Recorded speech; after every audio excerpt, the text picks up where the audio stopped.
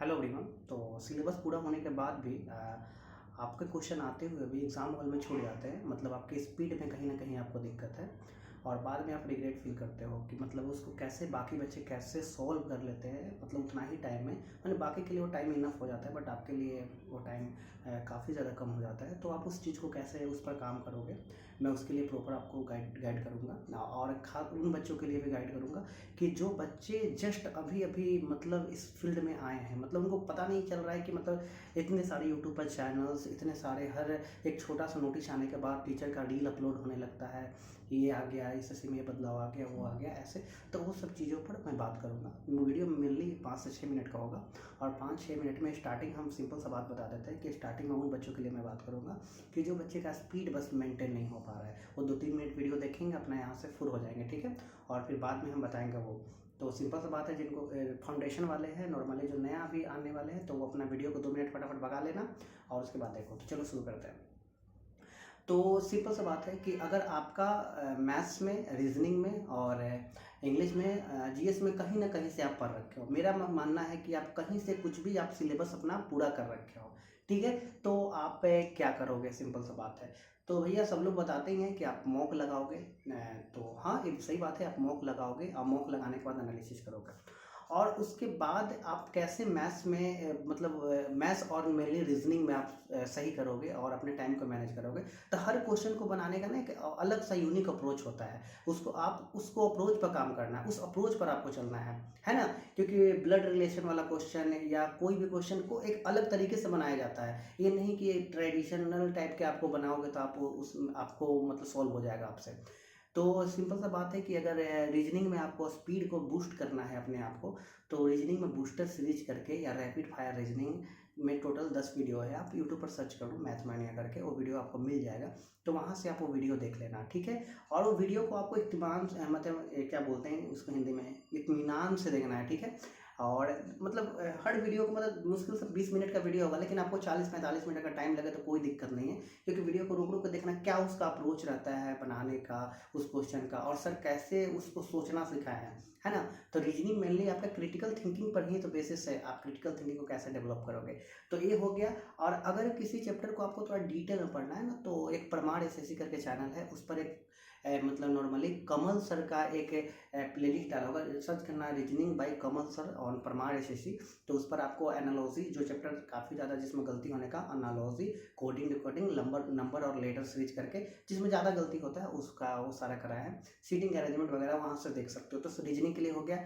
अब मैथ्स के लिए क्या करोगे, तो मैथ्स के लिए सिंपल सा बात है, मॉक लगाओ भैया। मॉक लगाने के बाद आप मॉक को एनालिसिस करो और देखो कि किस तरीके से और बन सकता है।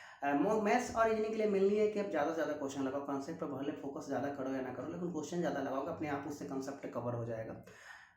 और मैथ्स के लिए भी अभी रैपिड फायर मैथ सीरीज करके शुरू हुआ है मैथ मीनिया पर, तो वहाँ से आप देख सकते हो।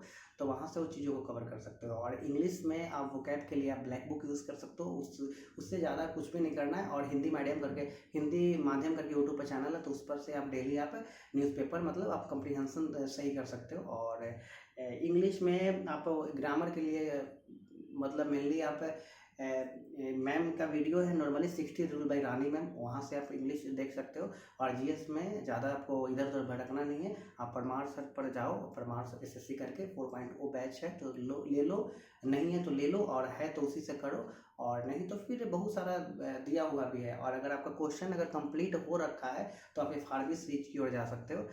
परमार एसएससी चैनल पर एफआरबी सीरीज करके है, तो उसमें सिंगल से मतलब एक मैप के थ्रू, माइंड मैप के थ्रू कराया गया। माइंड मैप को चाहो तो आप प्रिंट आउट करके निकाल के आप खुद भी बार बार रिवाइज कर सकते हो। और जो बच्चे अब आते हैं उन बच्चों पर जिनका फाउंडेशन कंप्लीट नहीं हुआ है, तो सबसे पहले भैया फाउंडेशन कंप्लीट करिए। फाउंडेशन कहाँ से कंप्लीट करोगे, तो जीएस के लिए मैं बता देता हूँ, मैं कोई पेड वेड की बातें नहीं कर रहा हूँ, क्योंकि मेरा चैनल इतना भी नहीं है कि मेरे को कोई वो करे भाई प्रमोट करने के लिए। तो जीएस में आप परमार सर का बैच ले लो, सिंपल सा, वहाँ से आप एक एकदम लेक्चर देखना शुरू करो अपने पेस के अनुसार।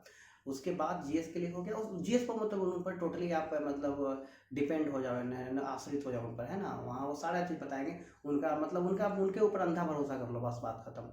फिर उसके बाद इंग्लिश के लिए, तो इंग्लिश के लिए क्या करोगे, तो इंग्लिश के लिए 60 रूल बाई रानी मैम, वो भी काफ़ी ज़्यादा है मतलब अपने आप में, वहाँ से भी कर सकते हो ग्रामर, क्योंकि ग्रामर वहाँ रूल पढ़ने के बाद आप क्वेश्चन जब लगाओगे ना तो रूल इंप्लीमेंट होगा, तब धीरे धीरे आप मॉक से भी आप कवर कर सकते हो। और ब्लैक बुक आप पर डे पेजेज के अनुसार आप देखो कि 20 इडियम्स 20 इंटू ऐसे करके आप याद करो, सेक्शन बना बना के डेज वाइज।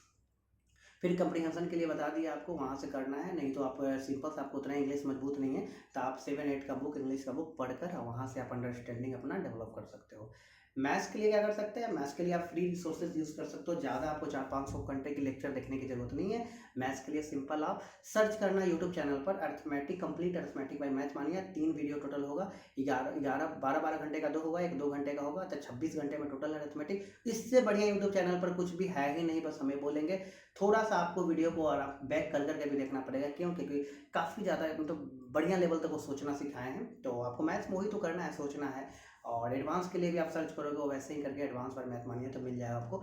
और फिर उसका रिवीजन के लिए IMR पर जा सकते हो, इंटेंस मैथ रिवीजन पर उन्हीं का, तो टोटल 70-80 घंटे में आप मैथ्स पूरा कवर कर सकते हो, विद फाउंडेशन विद रिवीजन है ना, 70-80 घंटा काफ़ी है, तो ऐसे कर सकते हो। और इंग्लिश रीजनिंग के लिए, तो रीजनिंग के लिए आप सिंपल सा रीजनिंग के लिए एक चैप्टर किसी टीचर का उठा उठा कर पढ़ो, सिंपल सा 20-25 मिनट का लेक्चर है, उसको देखो। ये नहीं कि आपको कंसेप्ट रीजनिंग में देखते रहना, भाई कंसेप्ट में नहीं, क्वेश्चन लगाओ, मैथ्स रीजनिंग में क्वेश्चन लगाओ। और आपका सिलेबस अगर 50% जैसे ही कवर हो जाए तो आप सिंपल सा बात है कि आप मॉक पर शिफ्ट हो जाओ, और सप्ताह में आप 2 मॉक कम से कम दे सकते हो 50% रिवीजन होने के बाद। अगर 50% सिलेबस कंप्लीट नहीं है तो फिर भी आप वीक में 1 मॉक लगाओ, और मॉक का बाकी देखो पैटर्न क्या आ रहा है, क्वेश्चन कैसा पूछा जा रहा है, उस क्वेश्चन को आप देखोगे तो आपको कॉन्फिडेंस होगा कि अच्छा इस टाइप का क्वेश्चन पूछा जाता है, मैथ्स में ऐसा रहता है, इंग्लिश में ऐसा रहता है, ऐसे ऐसे आपके अंदर वो कॉन्फिडेंस बूस्ट होगा।